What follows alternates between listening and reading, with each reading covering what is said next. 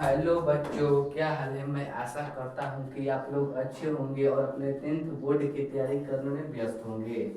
तो मैं आज लेकर आया हूँ पाठ 4 द्विघात समीकरण प्रश्नावली 4.2। इसके हम 4.1 हल करे थे। और उसके पहले हम कुछ बेसिक कंसेप्ट के बारे में बताए थे, जो कि उसका उपयोग हम प्रश्नावली में करते हैं। उसी का कंसेप्ट हम 2 क्लास में क्लियर करे थे। अब आएगा, हम आज 4.2 पढ़ते हैं, यानी इसका प्रश्नावली जो दिया है उसको हम हल करेंगे। तो 4.1 आपका हल हो चुका है, क्योंकि मैं करा दिया हूँ सबसे आसान विधि से। तो आप लोग जरूर बताइएगा 4.1 आपका हल हो गया या नहीं, कैसा हल हुआ है, अच्छा से या खराब से। नहीं तो मैं उसको एक बार और रिवीजन करा सकता हूँ, क्योंकि उसमें से एक या दो क्वेश्चन जरूर हर साल पूछा जाता है। इसलिए आइए हम पाठ 4 पढ़ते हैं। पाठ 4 का नाम क्या है? द्विघात समीकरण है। क्लास किसका है? 10th क्लास का है। सब्जेक्ट मैथ है। प्रश्नावली 4.2 हल करेंगे आज। आज इससे हम हल करेंगे पहला पहला क्वेश्चन में दिया है ना, तो हम समय न गवाते हुए प्रश्नावली पर बात करते हैं। प्रश्नावली दिया है ना 4.1 के पहला क्वेश्चन, कि निम्नलिखित समीकरण को समीकरण दिया है और कहता है कि निम्नलिखित समीकरण को हल करे गुणनखंड विधि। गुणनखंड गुणनखंड विधि माने कहने का मतलब होता है कि समीकरण दिया होगा, एक या दो या तीन। एक होगा तो एक कहेंगे, एक से अधिक, दो से अधिक, तीन से अधिक होगा तो निम्नलिखित कहेंगे उसे। तो निम्नलिखित गुण माने समीकरण दिया होगा और कहता है कि गुणनखंड विधि हल करे। तो हम आप लोग को जो बेसिक कंसेप्ट, यानी 2 क्लास में बेसिक कंसेप्ट क्लियर करे थे, तो उसमें हम दो विधि बताए थे। मूल निकालना दो विधि बताए थे, एक गुणनखंड विधि, एक दो द्विघात सूत्र का उपयोग विधि। तो इसमें कहता है कि गुणनखंड विधि, तो जो कहेगा उसी विधि के द्वारा हम बनाएंगे। तो इसमें कहता है कि गुणनखंड विधि। तो आइए हम पहला क्वेश्चन को देखते हैं। तो पहला क्वेश्चन दिया है, देखिए पहला क्वेश्चन दिया है कि हल करे एक्स स्क्वायर -3x बराबर 0। x² +2 - 3x -10 बराबर 0, यह समीकरण दिया। अगर मान लीजिए कभी 0 बराबर 0 नहीं दिया है तो क्या हो जाता है? बहुपद हो जाता है। बहुपद में हम मूल को क्या कहते हैं? शून्य कहते हैं। तो जिस प्रकार शून्य निकालते हैं बहुपद में, उसी प्रकार हम मूल निकालते हैं द्विघात समीकरण में। तो हम शून्य निकालना या मूल निकालने के आप लोग को एक विधि बताए थे, गुणनखंड विधि। तो कैसे बताए थे? आइए, जो एक्स स्क्वायर का गुणांक, यानी एक्स स्क्वायर का गुणांक कुछ नहीं तो एक है। एक्स स्क्वायर का गुणांक और सी यानी अचर मान से पहले गुणा करते हैं। तो एक्स स्क्वायर का गुणांक क्या दिया है? एक। और दिया है सी यानी अचर मान दिया है -10। गुणा करते हैं तो -10 आ जाता है, यानी -10 आ जाता है। क्या गुणा करने पर दो ऐसे अंक सोचिए ना, कि गुणा करने पर -10 आ जाए और प्लस करने पर यानी जोड़ने पर -3 आ जाए। ऐसे दो अंक सोचिए आप लोग, कि गुणा करने पर -10 आ जाए, यानी गुणा करने पर -10 आ जाए, प्लस करने पर -3 आ जाए। तो ऐसे दो अंक सोचिए। तो मैं ऐसा आशा करता हूँ कि आप लोग सोच लिए होंगे कौन कौन। तो -5 और 2 यानी -5 और 2 सोच लिए होंगे। एक -5 और एक +2 आप लोग मैंने सोच लिए होंगे। जैसे देखिए देखिए -5 × 2 करते हैं तो -10 हो जाता है। तो कह रहा है कि गुणा करने पर -10 आ जाए, आप प्लस करने पर -5 और 2 -3 आ जाए, यानी प्लस करने पर -3 आ जाए। तो देख लीजिए कि गुणा करने पर -10 आ जाता है, आप प्लस करने पर -3 आ जाता है। तो वही तो कह रहा है कि गुणा करने पर -10 आ जाए, आप प्लस करने पर -3 आ जाए। तो गुणा करें तो -10 आया, आप प्लस करें तो -3 आया। तो उसी संख्या को हम -3x के जगह पर बैठाते हैं। अगर या तो आप लोग -3 लिखिए या -5x आया +2x लिखिए, दोनों बात बराबर है क्योंकि हल करने पर -3x आता है। तो आइए हम इसके जगह पर यह उतारते हैं, आइए हम इसके जगह पर यह उतारते हैं। तो देख लीजिए, समझ लिए हैं कि क्या क्या करते हैं मूल निकालने के पहले। तो मूल निकालने के पहले पहले हम यह सोचते हैं कि गुणा करने पर इतना जाए और प्लस करने पर इतना जाए, जो संख्या होगा उसको बीच वाला के बराबर कर देते हैं। तो देखिए हम कर देते हैं x² -5x +2x -10। देखिए अगर -5x मिले 2x घटाएंगे तो क्या बचेगा, -3x -5x गुणे -5 गुणे 2 करेंगे तो क्या आ जाएगा, -10 आ जाता है। तो वही तो कह रहा है। तो देखिए इसमें पहले कॉमन निकालेंगे तब इसमें कॉमन निकालेंगे। तो इसमें कॉमन क्या होता है, देखिए हम आपको इतना आसान विधि बताएंगे कि आप लोग कभी भूलेंगे नहीं। तो पहले देख लीजिए, देखिए x गुणे x 5 गुणे x, हम इसको क्या लिख सकते हैं, 2 x लिख सकते हैं। x गुणे x x², अगर x प्लस x क्या होता है 2x होता है, लेकिन x गुणे x क्या होता है x² होता है। अब फिर दिया है -5x, तो -5x। तो देखिए इसमें कॉमन क्या होता है, इसमें कॉमन होता है x x, तो कॉमन हो जाएगा x। अब फिर होता है जो बचेगा x-5 का। अब देखिए इसमें कॉमन हो गया, देखिए x गुणे x क्या होता है x², x गुणे -5 क्या होता है तो -5x हो गया। अब देखिए इसमें कॉमन क्या होता है प्लस, इसमें कॉमन होता है देखिए 2 गुणे x, इसे लिख सकते हैं 2 गुणे x। फिर 10 को क्या लिख सकते हैं -5 गुणे 2 लिख सकते हैं, हाँ -5 गुणे 2 यानी 2 गुणे -5। देखिए 2 कॉमन हो गया, यानी 2 कॉमन हो गया तो क्या हो गया 5 x -5 हो गया, x -5 बराबर 0। अब देखिए जो ब्रैकेट में है यानी ब्रैकेट में 2 दे दिया है तो 2 को में एक को सिर्फ लेंगे, तो एक को सिर्फ लेंगे x -5 फिर जो ब्रैकेट से बाहर दिया है उसको हम कॉमन में ले लेते हैं। तो देखिए x +2 बराबर 0 क्योंकि समीकरण दिया है, बहुपद नहीं दिया है कि हमको शून्य निकालता है। इसमें समीकरण दिया है तो इसमें मूल निकालते हैं तो मूल बराबर होता है, बराबर 0 होता है। तो देखिए x -5 बराबर 0, तो x बराबर क्या होता है 5, क्योंकि माइनस में है उधर जाएगा तो प्लस में हो जाएगा। अब फिर देखिए x +2 बराबर 0, x बराबर है जो प्लस में हो उधर जाएगा तो क्या हो जाएगा माइनस में, -2 हो जाता है। तो मूल बराबर क्या निकल गया, चूंकि चूंकि चूंकि मूल बराबर 5 और -2 निकल गया, 5 और -2, यही आंसर हो गया, आंसर हो गया। इसमें क्या कहा था, तो कहा था कि गुणनखंड विधि मूल ज्ञात करे। तो हम गुणनखंड विधि यहीं पर कह देगा कि दीघा सूत्र का प्रयोग कर मूल ज्ञात करें। तो कैसे ज्ञात करते हैं, तो पहले ABC का मान ज्ञात करेंगे, तब विवेचक निकाल देंगे b² - 4ac, तब दीघा सूत्र का क्या होता है तो -b + -d बटा में 2a, इस फॉर्मूला पर बैठा देंगे तो मूल निकल जाएगा। मूल कैसा निकलेगा तो -5 और -2 ही निकलेगा मूल, तब हम कहेंगे कि सही है वह। तो आप लोग समझ लिए कि गुणनखंड विधि कैसे निकाला जाता है। गुणनखंड विधि का पहला आंसर आया 5 और -2। तो आप लोग देख लीजिएगा बुक के प्रश्नवाली 4.2 के पहला क्वेश्चन का आंसर 5 और -2 आएगा। तो मैं ऐसा करता हूँ कि आप लोग यह क्वेश्चन समझ लिए होंगे। तो आइए हम समय न गवाते हुए दूसरा क्वेश्चन पर चलते हैं।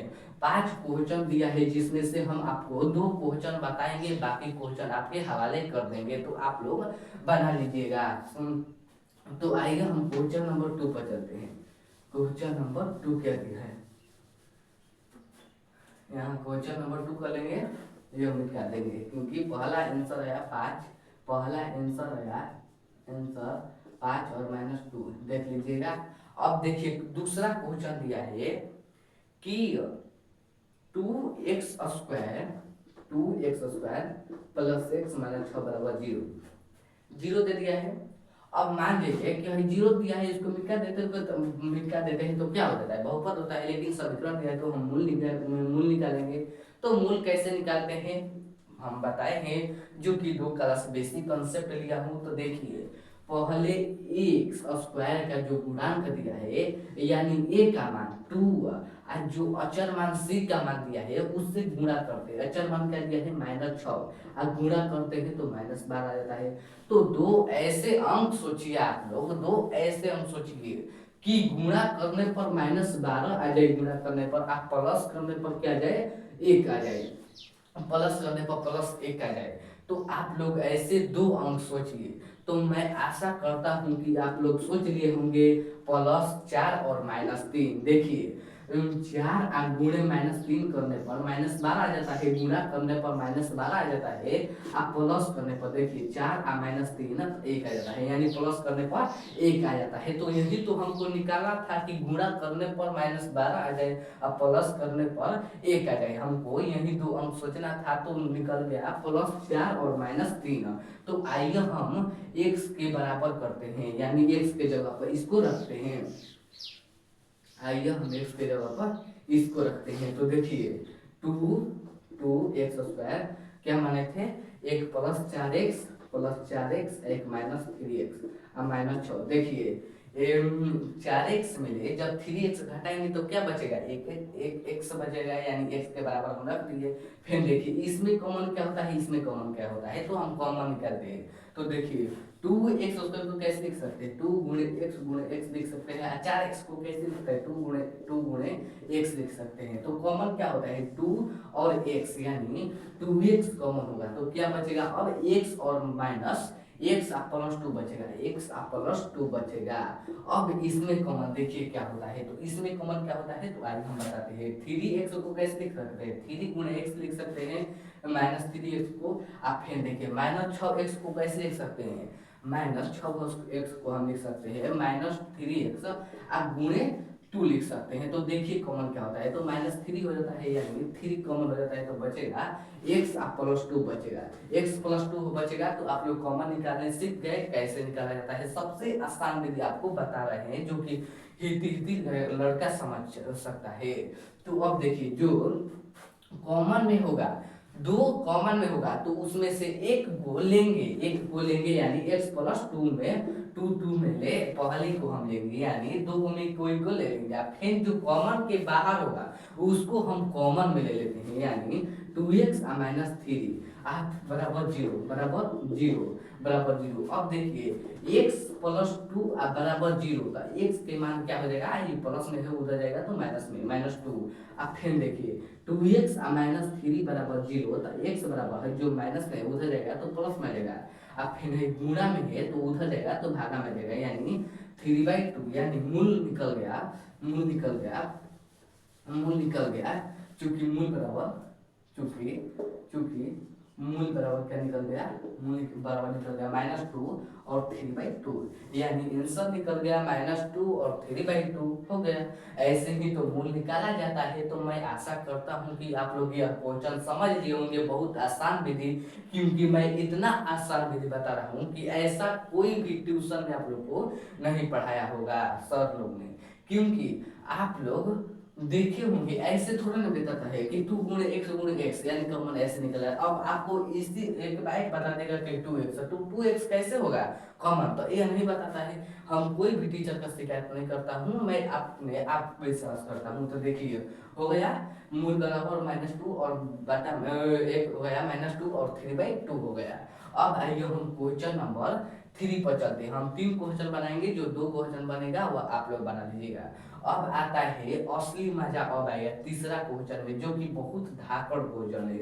आइए वो आप लोग बना लेंगे तो सभी बना लेंगे, यानी आप लोग वह क्वेश्चन बना लेंगे तीसरा क्वेश्चन, तो आप लोग सभी क्वेश्चन बनाएंगे। तो पहला क्वेश्चन का आंसर क्या हो गया, -2 और 3/2 आ गया। अब देखिए तीसरा क्वेश्चन बनाते हैं। तीसरा क्वेश्चन रोमन अंक में 3 दिया है, तो देखिए तीसरा क्वेश्चन क्या दिया है, तो दिया है तीसरा क्वेश्चन की √2x² आप फेन दिया है +7x आप फेन दिया है 5√2 दे दिया है बराबर 0। अगर इसको मिटा देते तो क्या हो जाता है, बहुपद हो जाता है, लेकिन समीकरण दिया है तो बराबर 0 हो जाएगा। अब देखिए हम कैसे पहला स्टेप में क्या करते हैं कि a और c यानी x² का गुणांक यानी a का मान टू √2 गुणे अचर मान सी का मान 5√2 ले गुणा करते हैं। 5√2 ले गुणा करेंगे तो 5 गुणे √2 क्या होता है 2, तो 5 दूनी के 10, यानी गुणा ऐसे दो अंक आप लोग सोचिए कि गुणा करने पर 10 आ जाए, यानी आप लोग दुनिया के वैसा अंक खोजिए दो कि गुणा करने पर 10 आ जाए, आप प्लस करने पर 7 आ जाए, यानी गुणा करने पर 10 आ जाए, आप प्लस करने पर 7 आ जाए। तो मैं आशा करता हूं कि आप लोग सोच लिए होंगे 5 और 2, यानी +5 और +2। देखिए गुणा करिए 5 गुणे 2 तो 10 आ जाता है, या 5 + 2 तो 7 आ जाता है, यानी वही ना कह रहा है कि गुणा करने पर +10 आ जाए, +10 आ गया, आप प्लस यानी जोड़ने पर 7 आ गया, तो 7 आ गया। अब इसी को हम 7x के जगह पर लिखते हैं, तो आइए हम लिखते हैं, तो देखिए देखिए लिखते हैं, यानी 2x² फिर 2x + 5x + 5√2 बराबर 0। अब देखिए इसमें कॉमन क्या होता है, इसमें कॉमन क्या होता है, कॉमन पहले आप लोग निकालेंगे।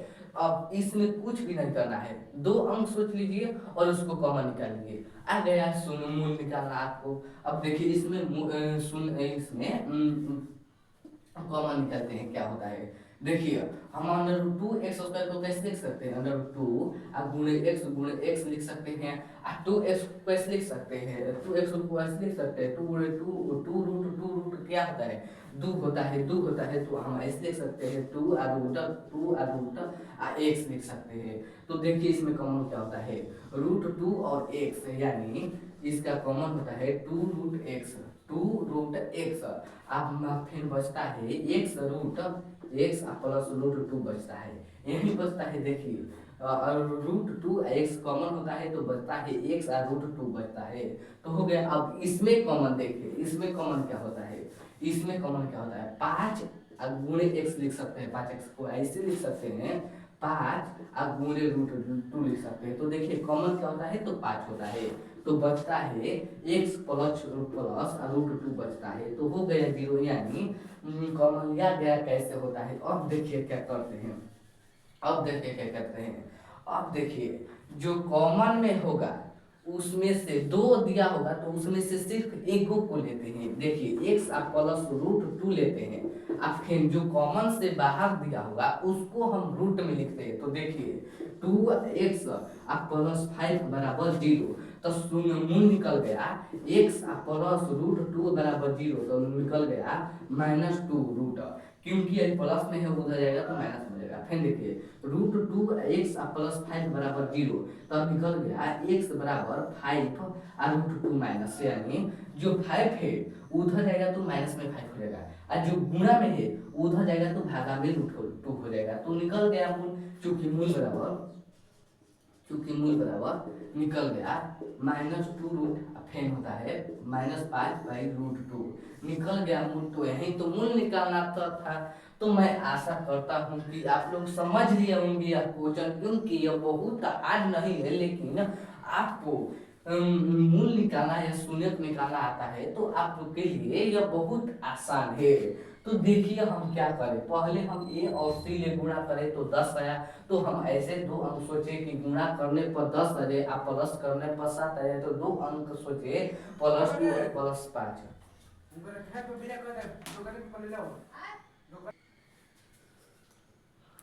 समझ लिए होंगे क्या होता कैसे होता है।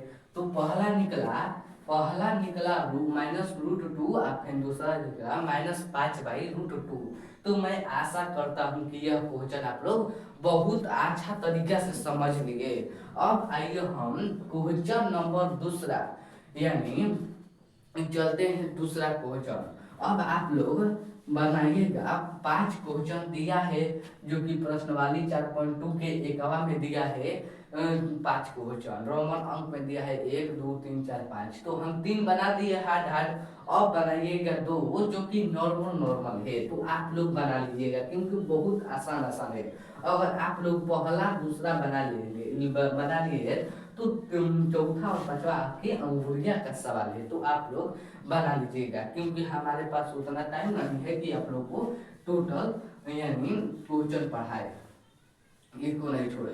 अगर मैं पढ़ा देंगे तो आप लोग होमवर्क यानी आप लोग होमवर्क क्या बनाएंगे। तो अब आइए हम क्वेश्चन नंबर दूसरा पर चलते हैं। दूसरा नंबर दिया है, क्वेश्चन नंबर दूसरा दिया है, देखिए क्वेश्चन नंबर दूसरा दिया है कि ऐसी दो संख्या क्या करें।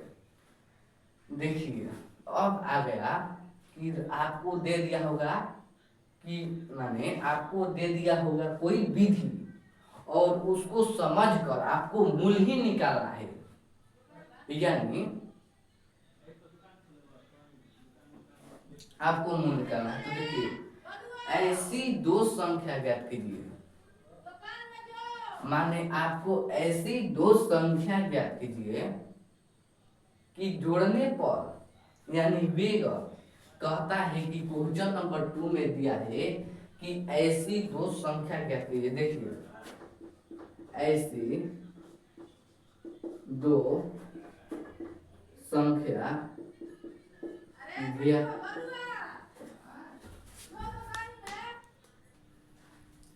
कह रहा है कि क्वेश्चन में कि ऐसी दो संख्या ज्ञात करें जिनका वेग वेग वेग 2700 और गुणनफल 182 हो। यानी ऐसी दो संख्या आप लोग को याद करना है या सोचना है कि जिनका वेग 27 हो और गुणनफल 182 हो। तो मैं कैसे सोचूं। तो देखिए कहता है कि ऐसी दो संख्या ज्ञात करें जिनका वेग 27 हो। अगर मान लीजिए कि पहला अंक मान लीजिए 1 तो दूसरा अंक कैसे निकलेगा। दूसरा अंक कैसे निकलेगा, 1 में 27 घटा देंगे, जो बचेगा वही निकल जाएगा। यानी 1 में 27 घटा देंगे या 27 में 1 घटा देंगे तो आप लोग को निकल जाएगा। क्या निकल जाएगा, जो दूसरा होगा। यानी ऐसी दो संख्या ज्ञात करें जिनका वेग 27 हो और गुणनफल 182 हो। तो देखिए मान लीजिए कि पहला संख्या 1 से तो दूसरा संख्या क्या कर रहा है कि दोनों संख्याओं का वेग, तो पहला 1 से तो दूसरा कैसे 27 में 1 घटा देंगे तो दूसरा निकल जाएगा। उसी तरह बना दे रहा है। तो पहले हम मानेंगे, देखिए मानेंगे हल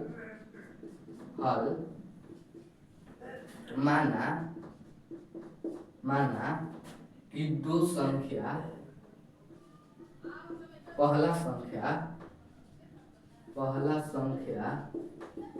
1 से दूसरा संख्या कितना निकल जाएगा। जब 27 में 1 से घटा देंगे तो दूसरा संख्या निकल जाएगा 27 माइनस 1 से, 27 माइनस 1 से। तो प्रश्न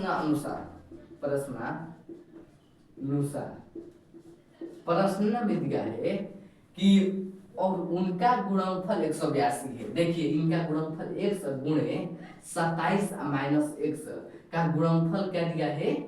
देखिए 1 पहला संख्या दूसरा संख्या, इसका गुणनफल जो दे दिया है ना वो 182 दे दिया है, 182 दे दिया है। तो हमको समीकरण मिल गया x गुणे 27 माइनस 1 बराबर 182।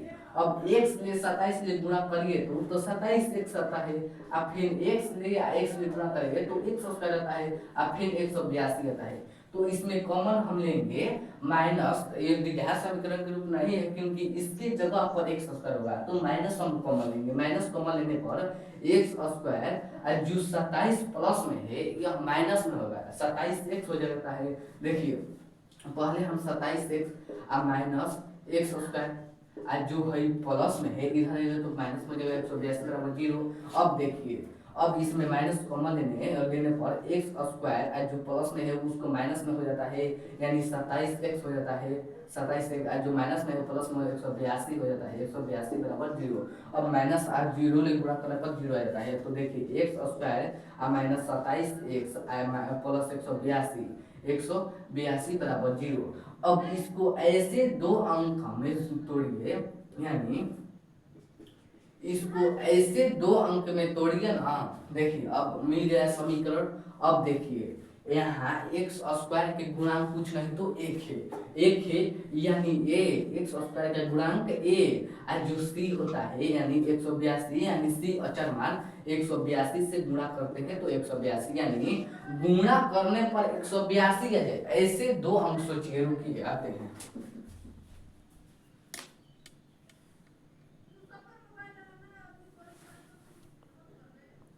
ऐसे दो अंक सोचिए ना कि गुणा करने पर 182 आ जाए, यानी गुणा करने पर 182 आ जाए, आप प्लस करने पर -27 आ जाए। ऐसा आप लोग दो अंक सोचिए। तब देखिए देखिए अगर 13 और 14 लेते हैं, 13 और 14 लेते हैं, -13 और -14, तब क्या हो जाता है देखिए। -13 और 14 लेने पर क्या होता है देखिए, इसको गुणा करते हैं तो माइनस माइनस कट गया यानी 182। आप फिर इसको जोड़ते हैं, -13 और माइनस माइनस माइनस प्लस यानी -14, तब माइनस माइनस यानी -27 आ गया। तो वही ना कह रहा है कि ऐसा दो अंक आप लोग सोचिए कि गुणा करने पर 182 प्लस आ जाए और जोड़ने पर -27 आ जाए। तो हम सोचे -13 और -17, तो आइए हम उसको यहाँ उतार देते हैं, तो देखिए एक्स स्क्वायर आ माइनस 14x आ माइनस माइनस 13x आ माइनस 14x आ प्लस 182 बराबर 0। तो देखिए x माइनस 13, अब फिर देखिए यहाँ पर क्या होगा, यहाँ पर प्लस हो गया, कैसे कि 14, यहाँ पर 14, यहाँ पर माइनस है, देखिए ये 14 एक्स -13, अब देखिए 14 और -14 और एक्स गुणा करने पर -14 गुणे -13 करने पर 182 आ गया। तो देखिए एक्स -13 जो कॉमन के बाहर है उसको हम अंदर कर लेते हैं, एक्स -14। तो अब देखिए एक्स बराबर 13, एक्स -13 बराबर 0 होता है, एक्स का मान गया 13 और एक्स -14 बराबर 0 होता है, एक्स का मान गया 14, यानी एगो आ गया 13, एगो आ गया 14। तो अब देखिए ऐसी दो संख्या ज्ञात करें जिनका वेग, यानी पहला संख्या निकल गया 13 मान लीजिए, 14 मान लीजिए 14, और दूसरा संख्या क्या निकल गया, मान लीजिए कि पहला संख्या 13 और दूसरा संख्या क्या कर रहा है, कि 27 में एक्स घटा दिए, 27 माइनस एक्स यानी 27, एक्स का मान दिया है 13 यानी 14। तो पहला संख्या 13 निकल गया, दूसरा संख्या 14 निकल गया। तो वही तो कह रहा था कि ऐसे दो संख्या क्या करें जिनका वेग 27 हो और उनका गुणनफल 182 है। तो पहला संख्या 13 और दूसरा संख्या 27, देखिए इनका गुण प्लस करने पर 13 और 14 प्लस करने पर क्या जाता है 27 आ जाता है, गुणा करने पर 182 जाता है। तो वही ना कह रहा है कि दो ऐसे संख्या ज्ञात करें जिनका वेग 27 हो और गुणनफल क्या होता है 182 होता है, तो 13 और 14। तो मैं आशा करता हूँ कि आप लोग यह क्वेश्चन समझ गए होंगे। तो आइए हम एक बार और समझा देते हैं। देखिए क्वेश्चन में कह रहा था ना कि ऐसी दो संख्या ज्ञात करें कि जिनका वेग 27 हो और गुणनफल 182 है। तो देखिए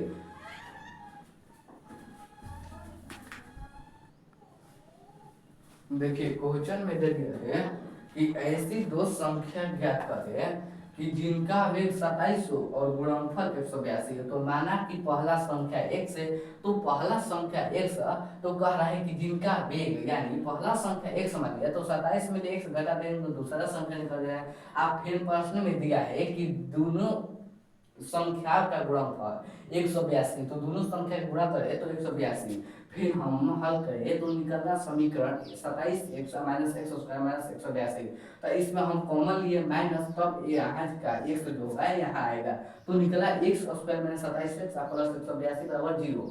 हम ऐसे दो अंक सोचे कि गुणा करने पर 182 आ जाए, प्लस करने पर -27 आ जाए। तो 13 और 14 बने, तो 13 और 14 निकल गए, तो पहला संख्या 13 और दूसरा संख्या 27 बनाया x यानी 14। तो पहला संख्या निकल गया, कह रहा था कि जिनका 27 हो तो 13 और 14 जोड़ने पर 27 आ जाता है, गुणनफल होता है 182, तो 13 और 14 ने गुणा करने पर 182 आ जाता है। तो यह क्वेश्चन सही है।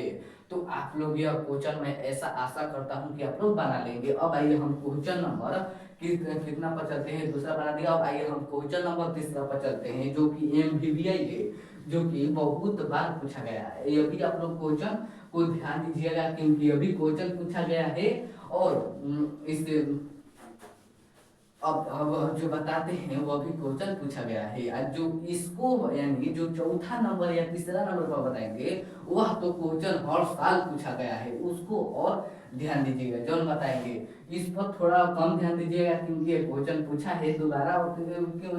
आप लोग मैल क्वेश्चन पर ध्यान दीजिएगा, मेरा कहना है कि अब आइए क्वेश्चन नंबर तीसरा पर चलते हैं। क्वेश्चन नंबर तीसरा दिया है, देखिए क्वेश्चन नंबर तीसरा दिया है कि दो कर्मागत धनात्मक पूर्णांक ज्ञात करें।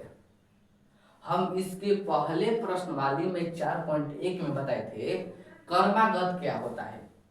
कर्मागत कहने का मतलब होता है लाइन बाय लाइन, यानी क्रम यानी संख्या बाय संख्या। अगर हम एक मानेंगे तो दो जरूर मानेंगे, क्योंकि एक के बाद दो आता है, कर्मागत है।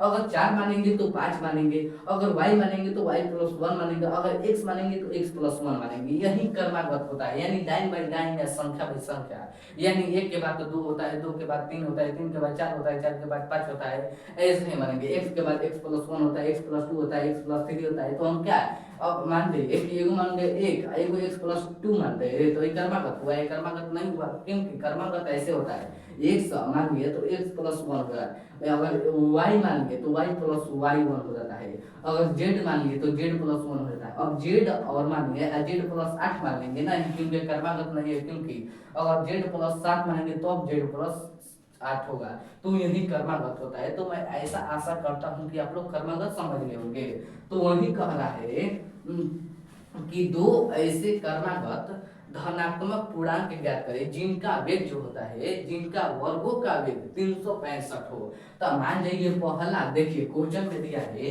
कि दो कर्मागत धनात्मक पूर्णांक ज्ञात कीजिए। दो कर्मागत धनात्मक पूर्णांक ज्ञात करें जिनका वर्गों का वेग 365 हो। कहता है कि दो ऐसे कर्मागत धनात्मक आप लोग ज्ञात किए कि जिनका वर्गों का वेग, वर्ग क्या होता है स्क्वायर होता है, उनका वेग जो होता है वह 365 है। तो हम आइए अब बनाते हैं। पहले हम लिखेंगे हल। हल कब लिखेंगे, माना कि हम मानेंगे दो कर्मागत धनात्मक पूर्णांक, दो कर्मागत धनात्मक पूर्णांक x और x+1 है, x और x+1 है, क्योंकि कर्मागत है, x और x+1 है, x+1 है, यानी x+1 है।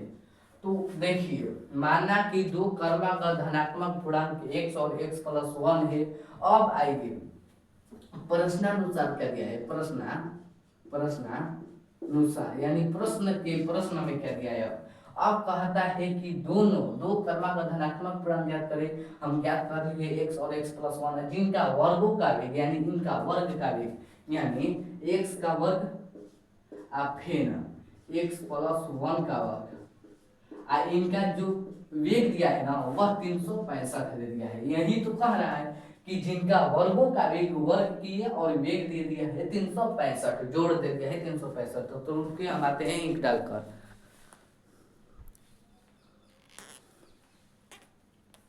रुकिए हम ईंट डाल दिए। प्लीज़ भाई लोग आप लोग सब्सक्राइब लाइक और शेयर ज़रूर करिएगा, क्योंकि मेरे पास बहुत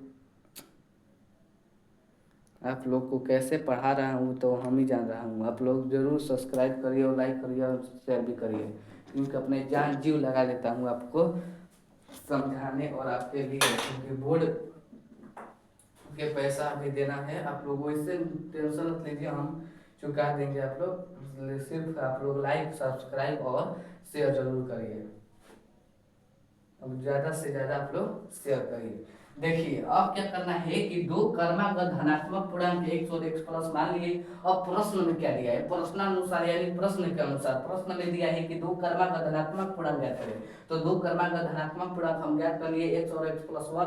अब कहता है कि जिनका वर्गों का वेग वर्ग हम कर दिए, तो वर्ग और इनका वेग 365 दे दिया है वर्ग किए, और इनका वेग यानी जोड़ दे दिया है 365। अब देखिए क्या करते हैं।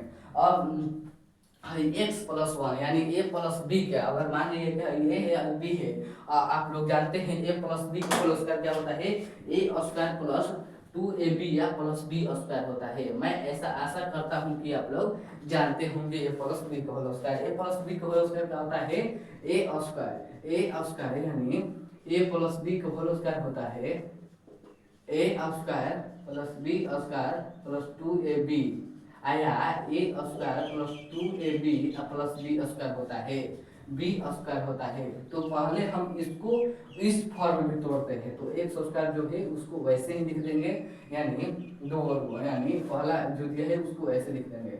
अब तब दिया है इसका, यानी इसको हम क्या लिख सकते हैं, A X square plus 2 A B यानी 2 ए का मान दिया एक्स, बी का मान ए, अब फिर दे दिया है बी स्क्वायर यानी एक्स का स्क्वायर 365। अब देखिए एक्स स्क्वायर अब प्लस एक्स स्क्वायर अब प्लस 2 अब गुणे एक्स क्या होता है, गुणे ए क्या होता है 2x होता है, फिर अब बराबर 365।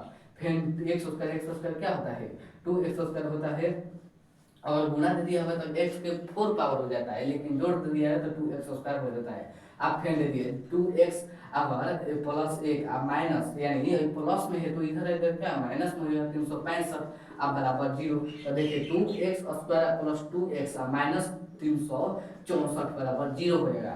अब बताइए कि इसमें यानी कॉमन क्या होता है, इसमें कॉमन क्या होता है, तो देखेंगे तो मोल संख्या जो है ना तीनों के तीनों जो है ए बी सी जो का मान दिया है वह तीनों के तीनों इस दो से कटने वाला है, तो इसमें कॉमन क्या हो जाएगा 2 हो जाएगा।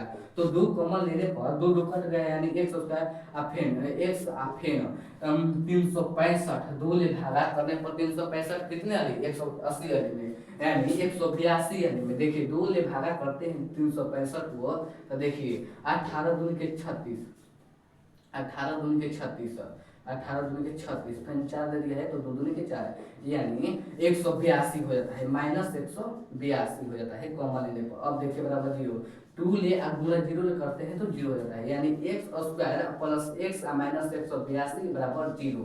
अब देखिए समीकरण हमको मिल गया। अब क्या निकाला है, मूल जैसा निकाल देना है, उसी तरह निकल जाएगा पहला और दो क्रमांक धनात्मक पूर्णांक निकल जाएगा। अब देखिए क्या करेंगे, हम बताए थे कि एक्स स्क्वायर का गुणांक यानी ए, यहाँ एक्स स्क्वायर का गुणांक कुछ नहीं तो एक है, एक गुणे सी का मान यानी अचर मान 182 ले गुणा करते हैं माइनस 182 माने 182 गुणा करने पर आता है। तो आप लोग ऐसे दो अंक सोचिए कि गुणा करने पर माइनस 182 आ जाए, अब प्लस करने पर माने जोड़ने पर एक आ जाए, यहाँ कुछ नहीं तो एक है तो जोड़ने पर एक आ जाए। आप लोग ऐसे दो अंक सोचिए ना कि गुणा करने पर माइनस 182 आ जाए और जोड़ने पर एक आ जाए यानी एक आ जाए। तो आप लोग मैं ऐसा आशा करता हूँ कि आप लोग समझ ले होंगे क्या क्या, तो 13 और 14 यहाँ उसी के टाइप क्वेश्चन है कैसा, तो इससे जो पहले बताए थे उसी टाइप क्वेश्चन है, इतने पर चल दिया है। तो देखिए 13 और 14 देखिए हम 13 और 14 मानते हैं, देखिए प्लस 14 और माइनस 13 गुणा करे तो माइनस 182 रहता है, गुणा करे देखिए माइनस 13 गुणा करे तो 182 रहता है, आप 14 और माइनस 13 जोड़े तो एक आ जाता है। तो वही तो कह रहा है कि गुणा करने पर माइनस 182 आ जाए और जोड़ने पर एक आ जाए, तो इसी को हम एक्स के यानी एक्स के मान पर हम रख देते हैं प्लस 14 और माइनस 13। तो देखिए x square plus 14 minus 13x minus 182 बराबर 0। अब देखिए यहाँ कॉमन क्या होता है, x को हम एक्स स्क्वायर को क्या लिख सकते हैं, x गुणे x लिख सकते हैं, आप फिर 14 को क्या लिख सकते हैं 14 को कुछ नहीं लिख सकते हैं तो 14 गुणे x लिख सकते हैं। तो इसमें कॉमन क्या होता है, x होता है। तो x कॉमन लेने पर x प्लस 14 आता है। अब फिर इसमें कॉमन क्या होता है, तो इसमें कॉमन होता है 13। 13 कॉमन लेने पर x प्लस 14 बनता है। तो देखिए जो ब्रैकेट में होगा उसमें से सिर्फ एगो को लेते हैं, यानी एक को लेते हैं, x प्लस 14। अब फिर x जो ब्रैकेट से बाहर है उसको हम ब्रैकेट में करते हैं, यानी x माइनस 13 अब बराबर 0 बराबर 0। तो देखिए x प्लस 14 बराबर 0, तो x बराबर माइनस 14 आ x माइनस 13 बराबर 0, तो x बराबर यानी 13 हो जाएगा, क्योंकि माइनस में उधर जाएगा तो प्लस में आ जाएगा। तो हम यहाँ इस पर ध्यान देना है कि जो प्लस में दिया होगा उसको हम मानेंगे, यानी संख्या धनात्मक पूर्णांक, यानी जो प्लस में दिया होगा उसको हम मानेंगे, माइनस वाला को छोड़ देंगे, माइनस वाला को हम नहीं देखेंगे, जो प्लस में दिया है उसको देखेंगे। तो देखिए यानी दो क्रमागत धनात्मक पूर्णांक x और x प्लस 1 है। मान लीजिए कि पहला निकल गया, पहला क्रमागत पहला संख्या x, यानी पहला निकल गया 13 और दूसरा क्रमागत धनात्मक पूर्णांक संख्या यानी x, यानी पहला निकल गया x प्लस 1, यानी 13 प्लस 1 यानी 14 निकल गया। तो देखिए पहला दो क्रमागत धनात्मक पूर्णांक निकल गया 13 और 14। तो यही तो हमको ज्ञात करना था, कह रहा था कि दो क्रमागत धनात्मक पूर्णांक ज्ञात करें जिनका वर्गों का वेग 365 है। तो दो क्रमागत धनात्मक पूर्णांक ज्ञात करें जिनका वर्गों का वेग 365 है। तो माना कि दो क्रमागत धनात्मक पूर्णांक x और x प्लस 1 है, पहला मान लीजिए x है, दूसरा मान लीजिए x प्लस 1 है। तो प्रश्न में दिया था कि दोनों वर्गों का वर्ग करे, x square plus x plus 1 का उसका बराबर 365 वर्ग करे तो निकला x स्क्वायर प्लस x, इसको तोड़ दिया यानी a प्लस b का होल स्क्वायर पर तोड़े तो निकला 2x square plus 2x minus 364। अब फिर इसमें कॉमन लिए 2, तो 2 से सभी संख्या कट रहा था तो हम लिए, तो इतना निकल गया, शून्य निकल गया, माइनस 14 और 13। तो हम हरदम 13 यानी प्लस वाला पर देखते हैं। तो प्लस यानी पहला संख्या निकल गया, मान लीजिए x का मान निकल गया 13, तो दूसरा संख्या अपने आप निकल जाएगा। यानी कह रहा था कि x प्लस 1 यानी x में हम x 13 में अब 1 जोड़ देंगे तो 14 निकल जाएगा। तो पहला संख्या यानी दो क्रमागत धनात्मक पूर्णांक 13 और 14। तो मैं आशा करता हूँ कि आप लोग यह क्वेश्चन समझ लिए होंगे। देख लीजिए x माइनस 14 और x का मान एगो माइनस 14 आया, यानी देखिए x प्लस 14 दिया है तो बराबर 0, तो x बराबर माइनस 14 हो जाएगा ना, तो हिंदी जाएगा। एगो दिया है x माइनस 14, x माइनस 13 तो बराबर 0, तो x बराबर जो माइनस में उधर जाएगा तो प्लस में जाएगा, यानी माइनस 14 और 13। तो हम प्लस वाला को देखते हैं। तो प्लस पहला संख्या मान लीजिए 13 और दूसरा संख्या x प्लस 1 यानी 13 प्लस 1 तो 14। तो दो क्रमागत धनात्मक पूर्णांक निकल गया 13 और 14। तो ऐसे ही तो बनाना है।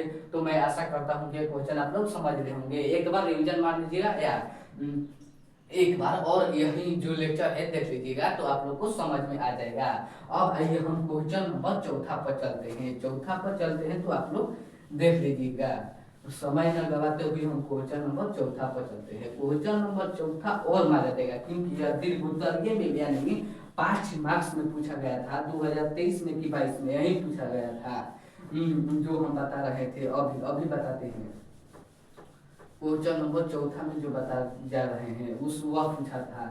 देखिए यह बहुत मजा आएगा क्वेश्चन बनाने में। देखिए क्वेश्चन नंबर 4 यानी क्वेश्चन नंबर 4 आप लोग को और मजा आएगा। देखिए कह रहा है ना कि एक समकोण त्रिभुज की ऊंचाई, एक समकोण त्रिभुज की ऊंचाई,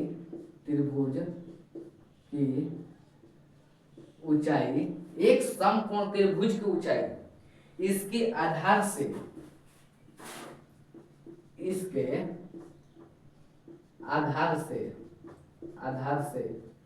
7 कम है, यानी 7 कम है यदि विकर्ण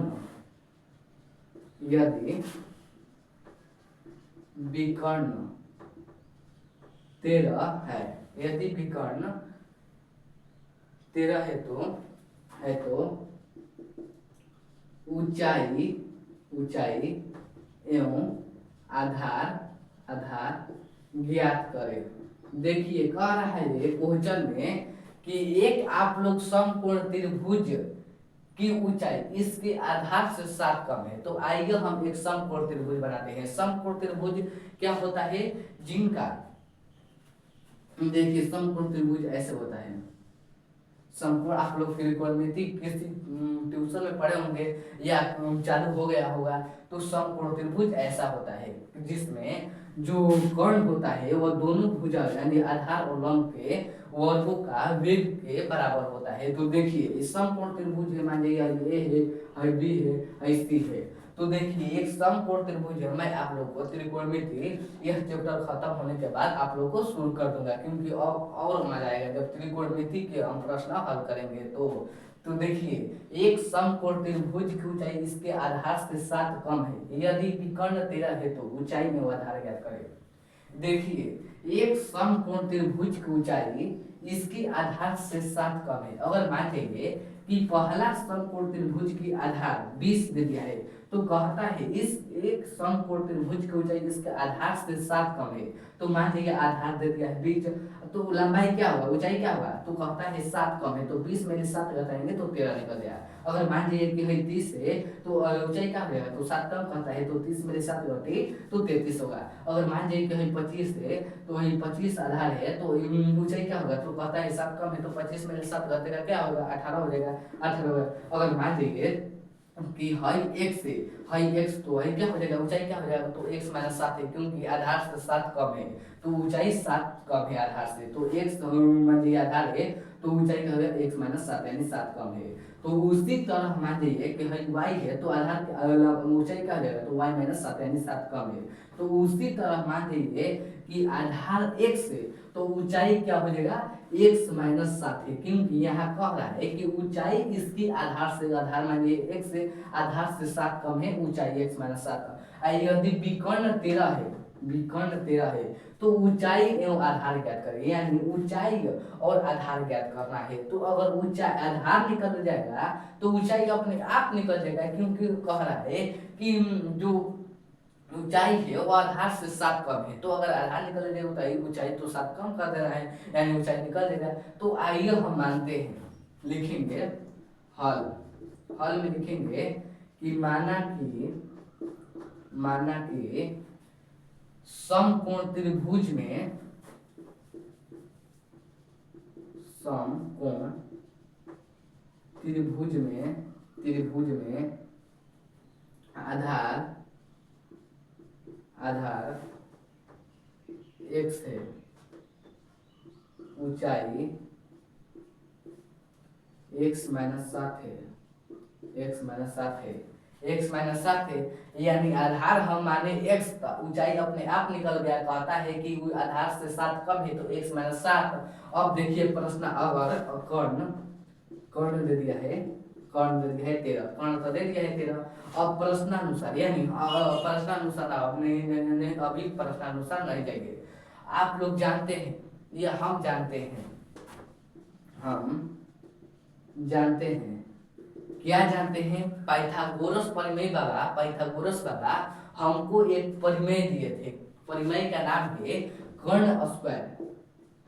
कर्ण का स्क्वायर जो होता है वह लंब के स्क्वायर आप प्लस आधार के स्क्वायर के बराबर होता है। यानी कहने का मतलब होता है जो बड़ा वाला भुजा होता है वह दोनों भुजा के वर्गों का वेग के बराबर होता है। यानी बड़ा वाला भुजा जो होता है दोनों के बराबर होता है, यानी दोनों बकरिया के बराबर एगो शेर बा। दोनों बकरिया जब मिलिया सन तो एगो शेर के बराबर हो सन, दोनों कुकड़ा मिलिया सन तो एगो शेर के बराबर हो सन। वही कहता कहलन पाइथागोरस बाबा कि जौन कर्ण होला ना बड़ा भुजा वह दोनों छोटा भुजा के बराबर होता है, एगो शेर दूगो बकरिया पर भारी। यानी उसी तरह कहता है कि कर्ण स्क्वायर बराबर लंब स्क्वायर प्लस आधार स्क्वायर के बराबर है कर्ण अकेले। तो यही पाइथागोरस बाबा दिए। तो कर्ण क्या दिया है? कर्ण दे दिया है 13, कर्ण दे दिया है 13। अब फिर लंब क्या दिया है? लंब दिया है x माइनस 7 के होल स्क्वायर आप प्लस आधार क्या दिया है? x का स्क्वायर। अब देखिए कैसे निकालेंगे। है जो 13 का स्क्वायर क्या होता है 169 होता है, आप लोग जानते हैं। ए इसको मान जाइए ए, इसको मान जाइए बी, ए माइनस बी का whole square, A minus B का होल स्क्वायर जानते हैं क्या होता है, A square minus 2ab plus B square होता है। तो ए स्क्वायर दे दिया है एक्स का square minus 2a b plus B square यानी 7 का होल स्क्वायर, फिर दे दिया है एक्स का स्क्वायर। अब देखिए एक्स स्क्वायर माइनस 7 दूरी के 14 एक्स 14 एक्स आप प्लस 49 हो जाता है, आप प्लस एक्स स्क्वायर हो जाता है। आप फिर है मान लीजिए 169 फिर आ गया 169। अब देखिए एक्स स्क्वायर है प्लस में है प्लस में, तो एक्स स्क्वायर क्या होता है 2x स्क्वायर अगर गुणा होगा तो x के पावर 4 हो जाता है, लेकिन यहाँ प्लस कर दिया है तो x का 2x स्क्वायर हो जाता है। अब देखिए 14x हो जाता है 49 बराबर 169, 2x square minus 14x plus 49 है जो 169 है, इधर आएगा तो माइनस 169 हो जाता है बराबर 0। तो 2x square minus 14x plus 49 plus 149 में 169 घटाएंगे तो क्या बचेगा 120 बचेगा, तो 120 हो जाता है माइनस 120। तो अब देखिए इसमें कॉमन क्या होगा, आप लोग बताइए इसमें कॉमन क्या होगा। पहला निकला 2x स्क्वायर माइनस 14x, आज जब 49 में 169 घटाएंगे तो 120 बचेगा तो बराबर 0। तो इसमें कॉमन क्या होगा, तो देखिए मान में 2 मान में 2 से कटने वाली संख्या है, जो तीनों में है ना, तीनों में जो एबीसी का मान जो दिया है वो तीनों 2 से कटने वाला है। रुक हम आते हैं, जो तीनों है यह तीनों जो संख्या है ए बी सी यह तीनों 2 से कटने वाला है, तो इसमें कॉमन क्या होगा 2 होगा, और ये तीनों दोनों में माइनस माइनस है तो -2 कॉमन होगा, तो -2 कॉमन देने पर 2 एक्स स्क्वायर बचेगा, और जो माइनस में वो प्लस में हो जाता है। आप फिर देखिए है 2 7 14 7x हो जाता है माइनस 60 हो जाता है बराबर 0। तो x square plus 7x minus 60 बराबर 0। तो देखिए निकल गया समीकरण x square plus 7x minus 60 बराबर 0। तो अब ऐसे प्लस होगा प्लस होगा, क्योंकि माइनस माइनस कॉमन लिए तो प्लस होगा, जो माइनस में प्लस हो जाएगा, जो प्लस में माइनस हो जाएगा, तो ये माइनस में था तो ये प्लस में हो जाएगा। तो अब देखिए निकल गया समीकरण x square plus 7x plus 60 बराबर 0, समीकरण निकल गया। तो हम बताए थे ऐसे समीकरण को कैसे हल करते हैं, तो देखिए एक्स स्क्वायर का गुणांक कुछ नहीं तो एक है, जो एक्स स्क्वायर का गुणांक यानी ए, और जो सी यानी अचर मान सी यानी एक अचर मान सी यानी 60 से गुणा करते हैं तो 60, यानी गुणा करने पर 60 आ जाए। सुन लीजिए गुणा करने पर प्लस 60 आ जाए, जोड़ने पर 7 आ जाए, यानी गुणा करने पर 60 आ जाए और प्लस जोड़ने पर 7 आ जाए। ऐसे दो अंक सोचिए कि गुणा करने पर 60 आ जाए और प्लस करने पर 7 आ जाए। तो मैं सोचा 12 और 7 जब -12 यानी -12 और 5, तब देखिए -12 और 5 देखिए बताते हैं, -12 और 5 सोचे, देखिए -12 और गुणे 5 करे तो 7 आ जाता है, -12 और 5 गुणे नहीं रुकिए कुछ गड़बड़ होता है, -12 5 60 तो माइनस हो जाता है, कैसे होगा रुकिए देखते हैं।